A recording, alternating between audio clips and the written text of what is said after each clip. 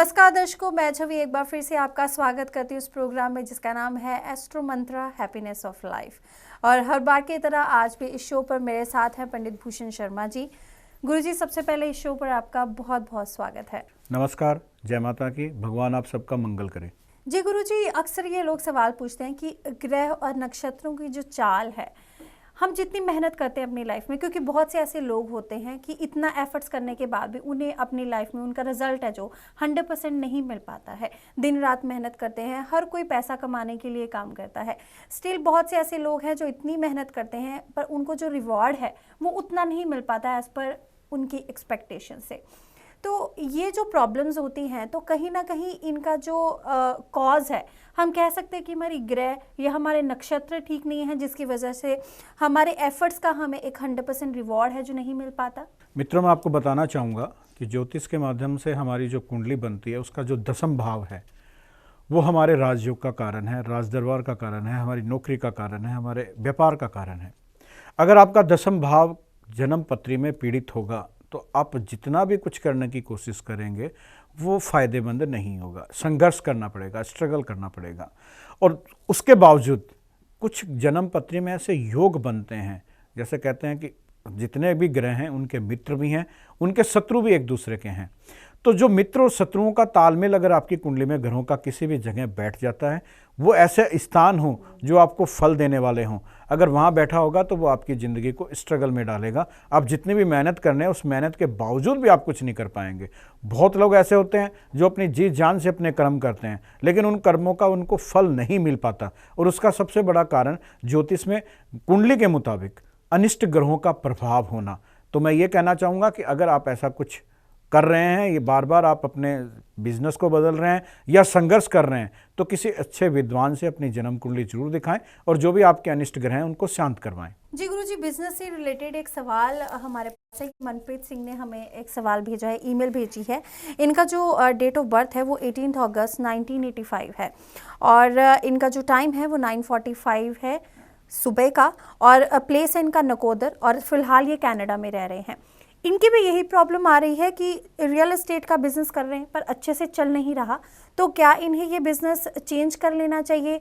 आप इन्हें क्या सलाह देंगे? मनप्रीत सिंह जी, आपकी डेट ऑफ बर्थ 18 अगस्त 1985 और आपका समय 9:45 का आपने दिया। आपकी जन्म पत्री के मुताबिक, क्योंकि हम लोग एक पूरा आपका बायोडाटा लेने के बाद जन्म पत्री के अंदर 24 जन्म पत्रियाँ, मतलब जन्म पत्री जो होती है उसमें 24 लगन और ऐसे बनते हैं जिनके द्वारा आपकी जो समस्या है उसका हम लोग समाधान बताते हैं। अब आपने कहा कि आप रियल एस्टेट का काम कर रहे हैं लेकिन वो चल नहीं पा रहा है या आपको कोई बिजनेस बदलना चाहिए, तो मैं ये आपको जरूर कहूँगा कि जो आपकी कुंडली है उसके दशम भाव में मंगल है। दोस्तों मित्रों, जो मंगल दशम भाव में जिन लोगों की कुंडली में होता है, अगर वो अच्छा है तो भूमि से संबंधित जो कार्य हैं उनको करने के लिए उनको ज़्यादा फायदा मिलेगा, क्योंकि मंगल धरती पुत्र है, उसको धरती पुत्र कहा गया है। तो आप रियल एस्टेट का काम करें या प्रॉपर्टी डीलिंग से संबंधित काम करें या कंस्ट्रक्शन से संबंधित काम करें, वो फायदेमंद होता है। समस्या ये है कि आपके जो कुंडली है उसमें शनि के साथ केतु धन भाव में बैठा है और केतु की महादशा आपको चल रही है जो 2022 तक रहेगी। अब केतु के कारण आप संघर्ष कर रहे हैं, आपका रियल एस्टेट चल नहीं रहा है, तो यहाँ आपको क्या करना चाहिए? एक व्यापार वर्धी यंत्र मंगा के अपने पूजा स्थल पे अपने ऑफिस में रखना चाहिए। केतु शांति के लिए आप वीरवार को पीला दान करें, हो सकता है तो वीरवार को आप पीला रंग का रुमाल अपनी जेब में रखें। अगर आप ऐसा करते हैं तो अवश्य आपके कारोबार में फ़ायदा मिलेगा। और मैं ये कहना चाहूँगा कि आपको कोई बिजनेस बदलना नहीं चाहिए, जो कुछ कर रहे हैं आप अच्छा कर रहे हैं। अगर आप ये उपाय करते हैं तो अवश्य आने वाला समय आपके लिए शुभ फलदायक रहेगा। जी Manpreet Singh ji, I am sure जो भी आपकी प्रॉब्लम है, जो परेशानी है, गुरुजी ने आपको विस्तारपूर्वक बताया है। लेकिन फिर भी अगर कोई भी क्यूरी है तो आप गुरुजी से संपर्क कर सकते हैं। दोबारा इनका ईमेल आईडी और इनका फ़ोन नंबर लगातार फ्लैश हो रहा है हमारे टीवी स्क्रीन पर। मैं और भी दर्शकों से कहना चाहूँगी कि ये जो हमारा प्रोग्राम है ये लाइव नहीं है। आप शो के दौरान या शो के बाद भी गुरुजी को कॉल कर सकते हैं, इनसे संपर्क कर सकते हैं और बेझिझक अपनी जो भी परेशानी है, चाहे वो पर्सनल है या प्रोफेशनल है, आप इनसे शेयर कर सकते हैं। आपकी कोई भी परेशानी है वो हमेशा कॉन्फिडेंशियल रहेगी। मैं बता दूं दर्शकों को कि इस शो पर हम वही सवाल जो है ऑन एयर करते हैं जो दर्शक खुद चाहते हैं कि हम उनके सवाल ऑन एयर करें, उनकी परमिशन लेकर ही। खैर गुरुजी, जो अगला ये सवाल है ये भेजा है अरविंदर शर्मा ने। ये अपने बेटे गौरव शर्मा के लिए पूछना चाहते हैं और इनकी जो डेट ऑफ बर्थ है इन्होंने बताई है अपने बेटे की 17 अप्रैल 2005 है। काफ़ी छोटे हैं और इनका जो टाइम है सुबह का 7:10 है और प्लेस है सियाटल, अमेरिका। ये पूछ रहे हैं अपने बेटे के लिए कि इनका जो बेटे का पढ़ाई में जो इंटरेस्ट है वो काफ़ी ज़्यादा कम है और ज़्यादा समय वो खेलने में ही व्यतीत करते हैं। तो क्या एस्ट्रोलॉजी के माध्यम से इनके बेटे को हम पढ़ाई की तरफ थोड़ा सा और अट्रैक्ट कर सकते हैं? अरविंद जी, जो आपने अपने बच्चे की डेट ऑफ बर्थ समय हमें दिया है 17 अप्रैल 2005 और 7:10 का। अब आपके बच्चे का आपने सवाल किया कि उसका पढ़ाई में मन नहीं लगता है, वो खेलने में रुचि अधिक रखता है। तो यहाँ थोड़ा सा मैं दर्शकों आपको बताना चाहूँगा कि जो बच्चे विद्या के अंदर रुचि नहीं रखते हैं उनका कारण कुछ और होता है, और जो खेलने में रुचि रखते हैं उनका भी ज्योतिष के मुताबिक कारण कुछ और होता है। यहाँ इस बच्चे, जो अरविंद शर्मा जी आपने अपने बच्चे के बारे में पूछा, उसका चंद्रमा कमज़ोर है। अब जिन बच्चों का चंद्रमा कमज़ोर होता है वो पढ़ाई के अंदर स्थिर रूप से रह नहीं पाते, चंचल स्वभाव के होते हैं, जो भी कुछ करते हैं एक साथ झटके से बदल जाते हैं। तो अगर आप इसको पढ़ाना चाहते हैं, अगर आप चाहते हैं कि एजुकेशन अच्छी प्राप्त करे और उसका विद्या में मन लगे, तो जो इस बच्चे को आप जिस रूम में पढ़ने के लिए बनाया हुआ है या जहाँ बैठ के पढ़ता है वहाँ सरस्वती यंत्र रखें। अगर आप वो सरस्वती यंत्र रखते हैं तो इसके चंद्रमा का जो प्रभाव है वो कम होता है और इसकी विद्या और बुद्धि बहुत ही बलपूर्वक अच्छी सफलता प्राप्त करती है। अब रही बात खेलने की, तो खेल जो है वो मंगल से संबंध रखता है, खेल जो है वो शुक्र से संबंध रखता है। अगर आपकी कुंडली के अंदर या आपके बच्चे की कुंडली के अंदर मंगल स्ट्रॉन्ग है तो मैं दावे के साथ कहता हूं कि अगर उसकी खेलने में रुचि है, अगर नहीं है तो उसकी खेलने में रुचि पैदा करें और वो दुनिया के अंदर एक ना एक दिन अपना नाम रोशन जरूर करेगा। अब आपके बेटे का सवाल आपने दूसरा किया कि वो खेलता जाता है, तो मैं आपको कहना चाहूँगा अरविंद जी, आपको खुश होना चाहिए क्योंकि आपके बेटे का जो मंगल है बहुत ही पावरफुल है और आने वाले समय में अगर आप इसको किसी भी एक खेल की तरफ ध्यान इसका रखें तो मैं डेफिनेटली कह सकता हूं और मेरा विश्वास है ज्योतिष के माध्यम से कि ये बच्चा आने वाले समय में बहुत जल्द आपका नाम रोशन करेगा खेल के क्षेत्र में। जी दर्शकों, बहुत से ऐसे बच्चे हैं जिनका ध्यान अक्सर खेलने कूदने में ही लगा रहता है, लेकिन हमें ज़रूरत है उन बच्चों की मानसिकता को समझने की, किस तरह से वो खुद को डेवलप कर सकते हैं। आप एस्ट्रोलॉजी का भी सहारा ले सकते हैं। अगर ऐसे किसी भी पेरेंट्स का कोई भी सवाल है अपने बच्चों को लेकर तो वो भी पूछ सकते हैं। अगर मैं बात करूं एस्ट्रोलॉजी की, तो एस्ट्रोलॉजी गुरुजी क्या हर उम्र के लोगों के लिए बनी हुई है? क्या हर उम्र के लोगों की परेशानियों का समाधान करती है? क्योंकि बच्चे जो होते हैं काफ़ी छोटे भी होते हैं, न्यू बॉर्न भी होते हैं, तो क्या जो उपाय हैं एस्ट्रोलॉजी के, क्या वो हम छोटे बच्चों के लिए भी इस्तेमाल कर सकते हैं? क्या कोई उम्र सीमा है इन एस्ट्रोलॉजी के उपायों की? देखिए, आपने सवाल किया कि क्या ज्योतिष किस उम्र तक काम करती है। मैं एक चीज़ आपको कहना चाहूँगा कि ज्योतिष का एक अपना एक रूल है, एक नियम है। जैसे चाणक्य ने कहा था कि गर्भ की एक बूंद जब माँ के पेट में पड़ती है तो उस बच्चे के ग्रह वहीं से शुरू हो जाते हैं, वहीं से वो षष्ठी के जो नियम है उनके घेरे में आ जाता है। देखिएगा कई बच्चे हैं वो जन्म ले पाते हैं, कई बच्चे जन्म भी नहीं ले पाते, अधूरे कहीं ना कहीं रह जाते हैं। तो ज्योतिष अपना काम हर उम्र में करता है, क्योंकि जब तक आप इस धरती पर रहेंगे आपके कर्म आपके साथ रहेंगे, आपके ग्रह आपके साथ रहेंगे। तो ये कभी भी नहीं हो सकता कि किसी भी उम्र में जाके हमारे ग्रह काम करने बंद कर देंगे, ऐसा नहीं होता। लेकिन ज्योतिष का अपना एक माध्यम है, ज्योतिष का अपना एक तरीका है। उस तरीके को आप समझेंगे तो ज्योतिष को के ऊपर आप विश्वास भी करेंगे। रही बात ग्रहों की, तो ग्रह तो ताउम्र हम पे असर रखेंगे, क्योंकि मैंने आपको एक पीछे कई प्रोग्राम में बताया था कि कुछ ग्रह हमारे ऐसे होते हैं जो मोक्ष भी प्रदान करते हैं। मोक्ष प्रदान करने का मतलब हम उस परमात्मा के अंदर लीन हो जाते हैं और दोबारा हम इस जन्म मरण के चक्कर से छूट जाते हैं। जी दर्शकों, काफ़ी जानकारी दे रहे हैं यहाँ पर पंडित भूषण शर्मा जी की किस तरह से आप एस्ट्रोलॉजी के माध्यम से अपने ग्रहों की दशा जो खराब है या जो किसी की परेशानी है किस तरह से आप उन्हें ठीक कर सकते हैं। गुरुजी, यहाँ पर एक सवाल मैं काफ़ी अहम पूछना चाहूँगी।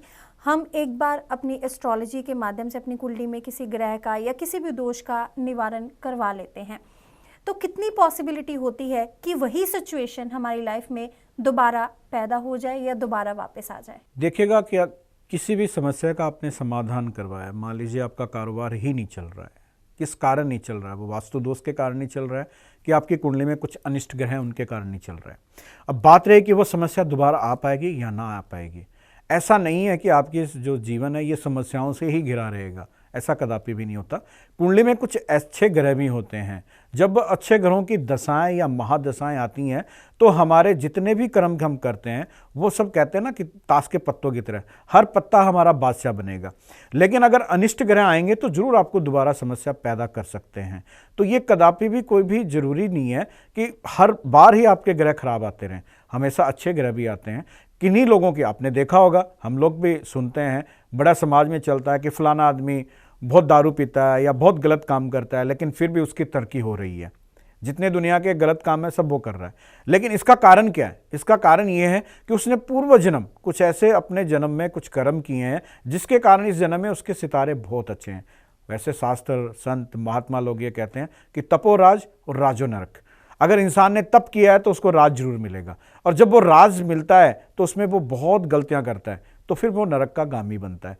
तो यही ज्योतिष का एक रूल है कि अगर आपके अच्छे ग्रह हैं तो वो आपको अच्छा फायदा देंगे, अगर आपके बुरे ग्रह हैं तो आपको बुरा फायदा देंगे, नुकसान करेंगे। तो यहाँ ये कहना चाहूँगा कि एक समस्या का अगर आप हल करते हैं तो ये जरूरी नहीं है कि दोबारा वो समस्या आपके जीवन में आएगी या नहीं आएगी। हाँ, कुछ ऐसी समस्याएं जो बिल्कुल जड़ से खत्म हो सकती हैं, जैसे वैवाहिक जीवन में समस्या होती हैं वो जड़ से खत्म हो जाती हैं। कुछ ऐसी समस्याएं, संतान से समस्याएं हैं, वो जड़ से खत्म हो जाती हैं। तो ज्योतिष अपने रूल के मुताबिक काम करता है, अपने नियम के मुताबिक काम करता है।